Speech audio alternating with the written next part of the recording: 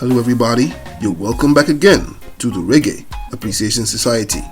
It's common knowledge that the dancehall scene is among the most competitive musical fields in popular music, with some of the most braggadocious, cocky and colourful characters in reggae, all eyeing the crown of the king of the dancehall.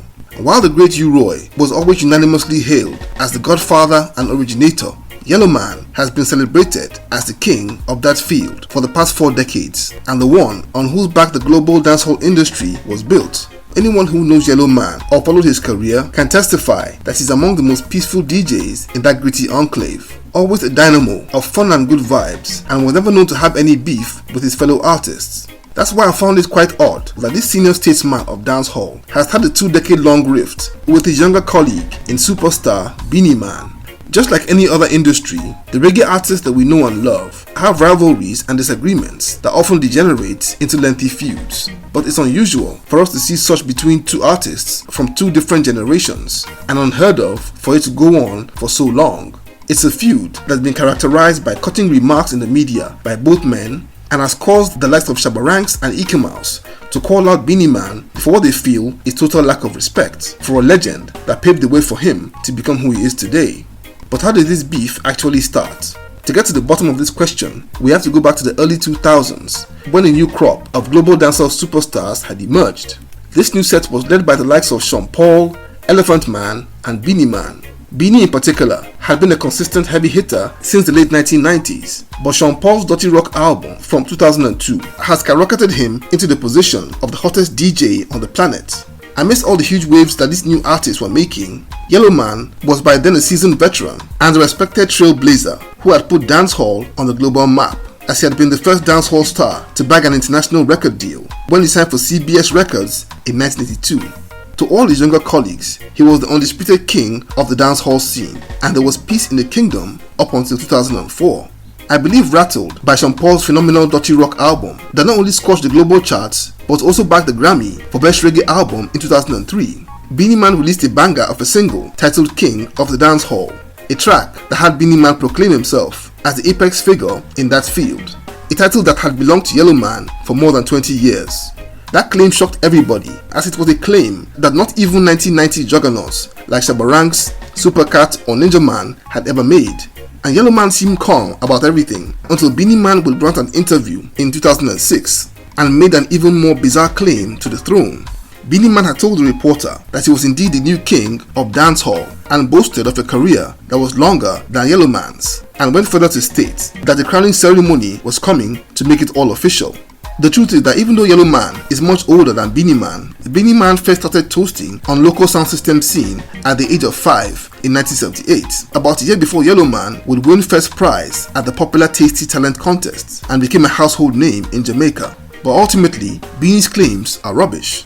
But somehow, it all got under Yellowman's skin, and when interviewed to get his own reaction, he responded angrily, stating that Beenie Man wasn't even born when he started toasting, and that his younger colleague was simply a troublemaker who had picked fights with everybody from Bounty Killer to Elephant Man. And he ended that interview with a statement that he was the king of dancehall, and not by claiming it, as Beenie had tried to do, but on the strength of being given the title by the ordinary people of Jamaica. Beenie Man would escalate that feud in a further interview when he made a controversial statement that Jamaica loved ugly singers like Bounty Killer, Shabaranks, and Yellowman. That statement didn't go down well at all with Yellowman, other dancehall artists and veterans, and the fans in general. But that controversial statement kind of faded into the background as Beenie Man would go into several heated feuds with an array of dancehall stars over the years like Bounty Killer, Shakir, Capleton, and many more. In those years, a cold war ensued between both men, and they would avoid each other, not speaking or interacting in the least. But in 2020, a musical project would put that pair back on collision course all over again. That year, giant reggae record label BP Records would commission veteran dancehall producer Jeremy Harding to make a cover album of classics called Dancehall Anthems. And Harding, who had a long relationship with Beenie Man, invited that artist to come and record a remake of Yellowman's classic smash hit Zongo Zongo Zongo Zeng. It had been that very track from 1983 that would cement Yellowman's place as the king of dancehall, so seeing Beenie Man doing a remake of that song would ultimately look like some sort of challenge. and upon release, it would infuriate Yellowman to a very high degree, and in an interview soon after, he stated that he wished it had been Shaggy or Sean Paul that had been chosen to do that remake, and he made it clear that he wasn't on good terms with Beenie Man and would liken his younger colleague to a common mango trying to be an East Indian. The whole incident would irritate some of Beenie Man's older colleagues, with Ika Mouse calling him out in an expletive-laden video on his YouTube channel for insulting Yellowman. And Shabarat was soon after seen with Yellowman in the video and celebrating him as the king and the one who paved the way for all of them, and called out younger artists who lack respect for the elders. And not backing down at all, Beenie Man would double down on his statement in a further interview, restating that he was indeed the king of the dancehall, claiming that he had more career achievements than Yellowman, citing his 2001 Grammy Award and other accolades over the years. He accused Yellowman of having a problem with him that started even before he released the song King of Dancehall, and denied ever disrespecting the legend. But when the interviewer took him to task for calling Yellowman ugly, he doubled down, saying that he wasn't lying. I thought that was in bad taste and very nasty, considering the fact that Yellowman's face was disfigured after extensive surgery that was required to treat the cancer that he had suffered from in the 1980s. And since then, Yellowman has since put a lid on that matter, stating that his legacy is untouchable and that Beenie Man's contention for the crown is symptomatic of what is wrong with modern dancehall. In his own words, Bob Marley is the king of reggae music, Michael Jackson is the king of pop, James Brown is the king of soul, and Elvis Presley is the king of rock and roll, and nobody in those genres is contesting or challenging their legacies. And he would decide to stay away from any other talk about the matter, as it looked like it had the potential to put a stain on his illustrious career. The dancehall scene is truly a very wild, competitive place, and just like Beenie Man had done, Vybz Kartel would not long after declare himself as the new king of dancehall and call Beenie Man the old order. Now if you ask me, I'd tell you that Beenie Man was totally out of line from the start.